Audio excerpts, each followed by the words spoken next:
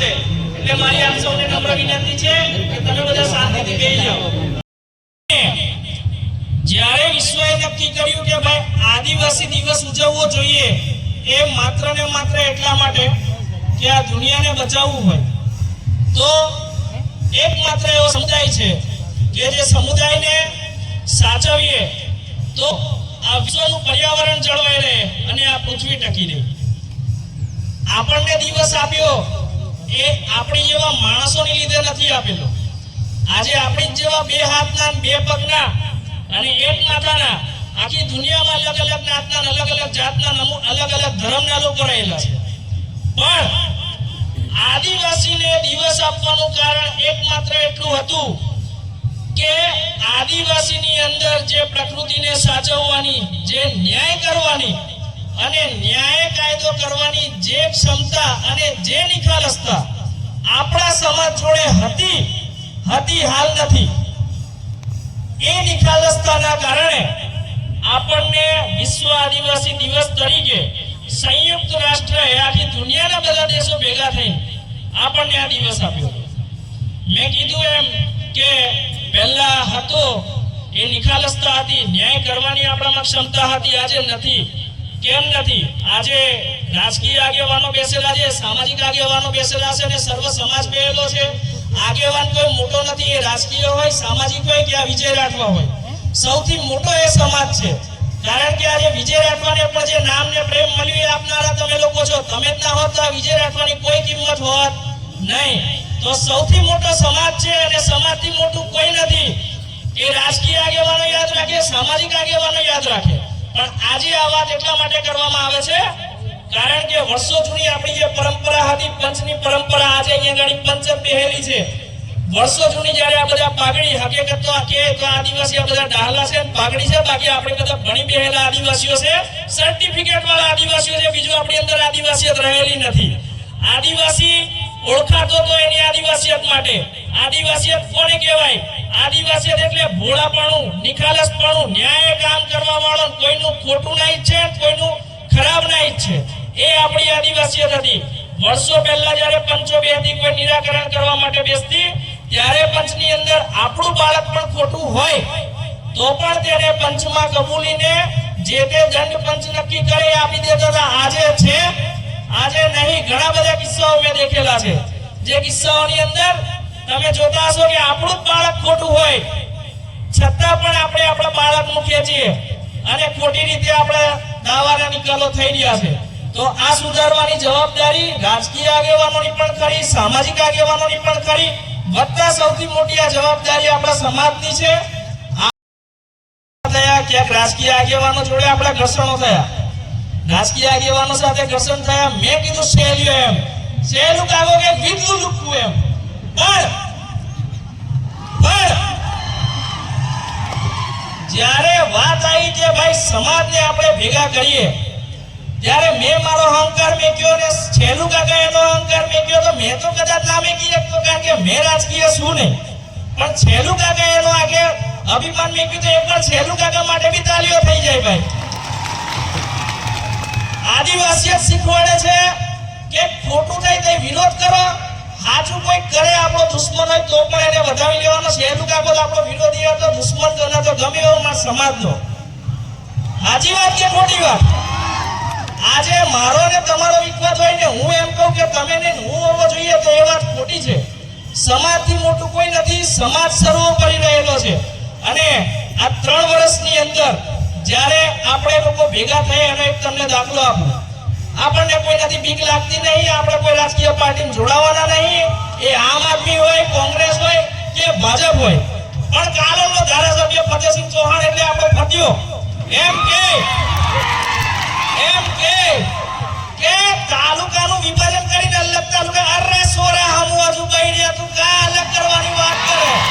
હાસી વાત કે ખોટી વાત? તારે આ રાજકીય આગેવાનો આપણી જોડે આવેલા તો એમનો પણ ત્યાં આભાર માનવાની આપણે બધાને જરૂર છે।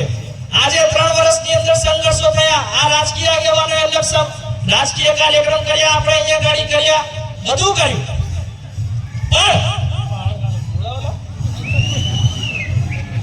પણ આજે આદિવાસી યુવા સમિતિની જીત તમે કહો નાખો. પણ સમાજની એક મોટી જીત થયેલી છે કે વર્ષો સુધી એવું ચાલતું હતું, હું કોઈનો વ્યક્તિગત વિરોધ નથી કરતો, પણ એક રાજકીય પરિબળ અને એક સામાજિક પરિબળ, અત્યાર સુધી રાજકીય પરિબળ એ મજબૂત હતું અને હું તો એમ કહું છું કે સમાજના આશીર્વાદથી મજબૂત રહ્યો.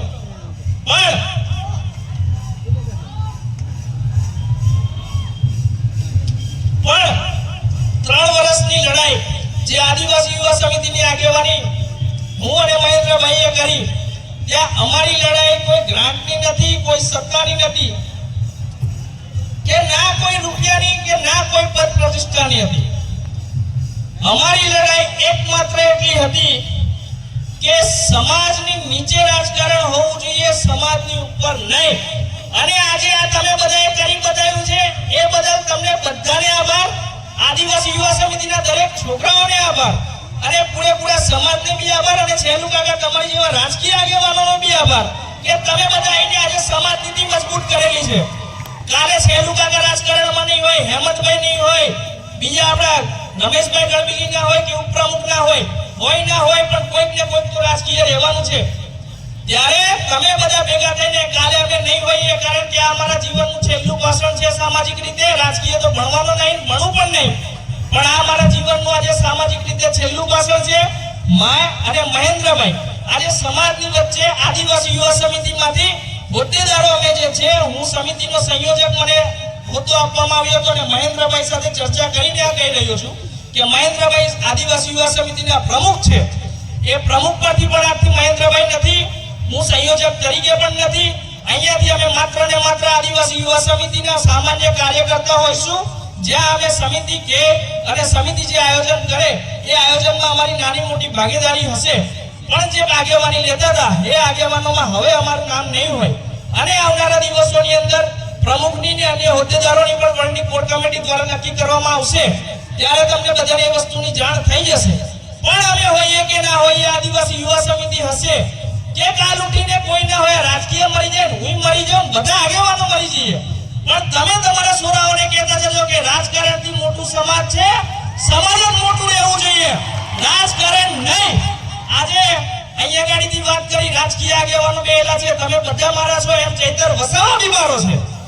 આજે એ બાબતે હું અહીંયા ગાડીથી સ્પષ્ટ આપીને કહેવા માંગુ છું કે આદિવાસી યુવા સમિતિ જ્યાંથી ચૈતરભાઈને ઓળખીને ત્યારથી આજથી ઘડી સુધી કાલ ઉઠીને ચૈતરભાઈ છૂટે, આમ આદમી મારે, કોંગ્રેસ મારે, ભાજપ મારે, એ અમારો વિષય નથી. પણ જે માણસ આદિવાસી સમાજનો કોઈ નેતા જ્યારે ચૈતરભાઈ વસાવા હાલ જેવા કામ કરે છે, એવા કામ જેને પણ કરતા હશે એને વ્યક્તિગત રીતે વિજય રાઠવા જેવાઓનું ખુલ્લું સમર્થન હશે, છે અને રહેશે. વધારે આજે વાત લાંબી નહીં કરવી, કારણ કે તમે બધા બે થાકી ગયેલા છો. જો તમે કેવા વિતરણો બંધ કરી દે, બાકી 3 વર્ષનો વિજય રાઠવાનો મહેન્દ્રભાઈનો એક અનુભવ રહેલો છે. હામે ફતેહસિંહ જેવો હોય, મેદાને પડેલો કોઈ દળ હારીને નહીં આવેલો આ વિજય રાઠવા. કાલ ઉઠીને મારે મારા છોકરાઓ માટે ના આવવું પડે એની જવાબદારી આજે તમને રાજકીય આગેવાનોને પ્રેમથી, વિનમ્રતાથી હું અહીંયા ગાડીથી તમને સોંપીને જાઉં છું.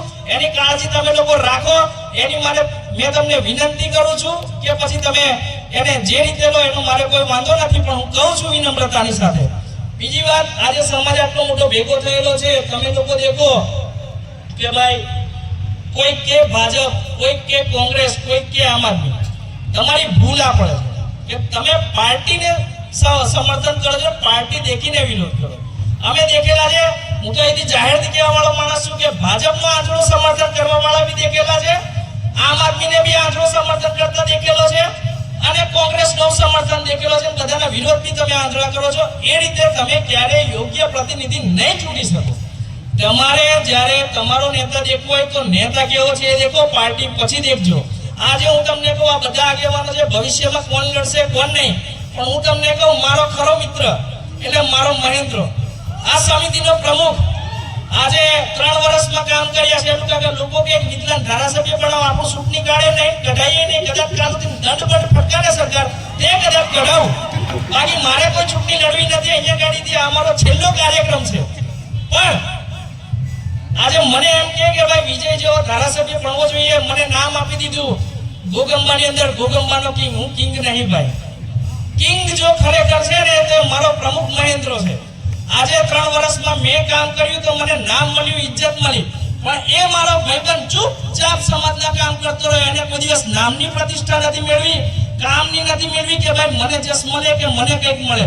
આજ સુધી એ મહેન્દ્રએ નહીં લીધું. તો મહેન્દ્ર આજ લગીન તને સામે કદાચ કીધું એક ના કીધું સામે તને ગાળો આલેલી છે બરાબર, પણ આજે આખા સમાજ સામે કહું કે તું મારો ખરો મિત્ર ને આખી જિંદગી તું મારો પ્રમુખ રહીશ અને તારો ખૂબ ખૂબ આભાર.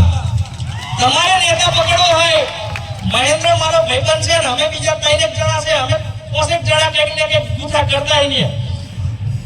અમે 5 જણા જે પણ નિર્ણય લઈએ જોડે લઈએ છે. તો મહેન્દ્રનો બી નિર્ણય લીધો છે, હું તો ચૂંટણી નથી લડવાનો, પણ મહેન્દ્રને બી હું નહીં લડાવું. પણ તમારે તમારો નેતા શોધવો હોય તો મહેન્દ્ર જેવો નેતા હોવો જોઈએ, જે છે ને ખાવાનું છોડી નાહવાનું છોડી પોલીસ સ્ટેશનની બહાર ઊભો હોય તમારા જેવા લોકો માટે મદદે ઊભો રહેલો હોય.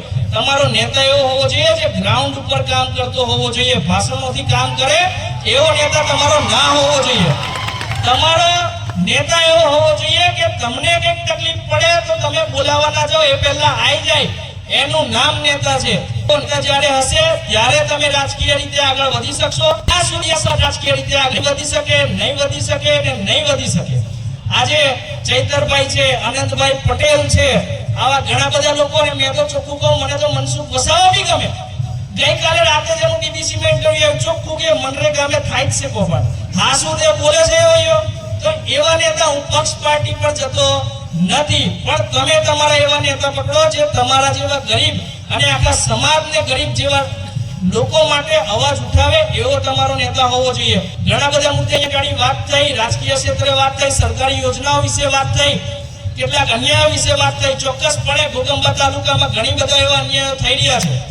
અન્યાયોમાં કે તો અમારી જોડે ઘણી બધી કમ્પ્લેનો એવી આવી કે ભાઈ ગ્રાન્ટની અન્યાય થાય, તો ગ્રાન્ટની અન્યાય જેની માટે થતી હોય એ લડે, સરપંચો લડે, અમારે લડવાની જરૂર નથી ભાઈ, કારણ કે તમે બી તમારા માટે જ છો, અમારી માટે ગામ માટે નથી. કોઈ કહેતું હોય કે સરપંચ ગામ માટે તો હું નથી માનતો, બાકી તો હું નમો નહીં. બાકી અમારી જેવો હોય કે જેને નમવું ના હોય ને છૂટનું નહીં લડે. અમે ચૂંટણી કેમ નહીં લડતા? હવાર ઉઠીને માથાકૂટ કે કોઈને નંબર જવાનું એ બધું આપણને પોહાય ને, એની કરતા મારો કાકો દાળ ને રોટલો રાતે બનાવે ખાઈને હુઈ જામ એ આપણને શાંતિની નીંદર આવે. બાકી આ બધું માથાકૂટી આપણને ફાવતું નથી અને ફાવે પણ નહીં. કહેવાની વાત એવી છે કે કોઈ ખોટું ના લગાડતા, આજે જ્યારે ખામીઓ પર વાત કરવાની જરૂર છે. આજે આખો સમાજ ભેગો થયેલો છે અને આ રીતે જ્યારે સમાજ ભેગો થયેલો એમ ત્યારના આપણા ભિલોડના નીરુબેન અમારા પાલ્લા ગામના છે, એમને કીધું કે ભાઈ મહિલાઓની પણ ભાગીદારી હોવી જોઈએ. ચોક્કસ બેન મહિલાઓની ભાગીદારી હોવી જોઈએ. વર્ષો જૂની આપણી પરંપરા રહેલી છે કે ઘરની બહારનો સમાજ પુરુષ સાચવીએ તો ઘર છે ને એ મહિલાએ સાચવ્યું. કે એને ઘરમાં ખાવાનું હું બનાવવાનું હું નહીં, એ મહિલા નક્કી કરતી હતી. મહિલા જે બનાવે માં જેવા મોળની દાળ કદાચ નહીં ભાવે પણ ચૂપચાપ ખાઈ લેવી પડે એટલી સત્તા આદિવાસી સમાજમાં આપેલી. પણ આજે ભણતરના નામે ને સુધારવાના નામે આપણે બધા બગડી ગયેલા છે. બાકી આપણા સમાજમાં મહિલા સશક્તિકરણ જે આપણા ડાહલાઓના સમયે જે ચલણ ચાલતું હતું એ ચલણમાં દરેક લોકો જોડે ન્યાય થતો હતો. પણ આપણે આજે ભણી ગણી અને ભૂલે પડેલા છે. તમે ભણો ગણો, ભણ્યા સિવાય કોઈ વિકલ્પ નથી રહેલો. ભણ્યા સિવાય તમારું જીવનનો ઉદ્ધાર નહીં થાય. હું પણ સ્વીકારું છું, પણ એનો મતલબ એવો નથી થતો કે આપણે ભણી લીધું એટલે સુધરી જવાનું. સુધરી જવાના નામે બગડેલા છે આપણે કે ભાઈ આદિવાસીઓ માટીના મેલા મતલબ મેલા ઉંગળતા નહીં. તમે હાચી વાત, અમે નહીં ઉંગળતા. કેમ નહીં ઉંગળતા? તો તમે જોવા આવો, અમારે ડુંગરિયાળ વિસ્તાર છે ભાઈ, અમારે પાણીની તકલીફ છે. આજે તો બોરો આવી ગયા તો કંઈક થોડું ઘણું સારું છે. બાકી પહેલા બોરો નતા, કુવેથી અમારે પાણી લાવવું પડતેલું. એ બધી માથાકૂટમાં અમે નતા પડતા, એટલે હવા રૂટીન છે ને અમે જતા રહેલા અને ઉંગળતા નતા. કહેવાનો મતલબ એવો છે કે આપણો સંઘર્ષ પહેલેથી રહેલો છે અને આગળ પણ રહેશે આદિવાસી સમાજનો. પણ આદિવાસી સમાજ જીતી શકે છે. જીતવા માટે તમારે કોઈ વસ્તુની જરૂર નથી. હું મારા 3 વર્ષના અનુભવથી કહું છું. અને જો મારું તમે સૂત્ર પકડો તો હું તમને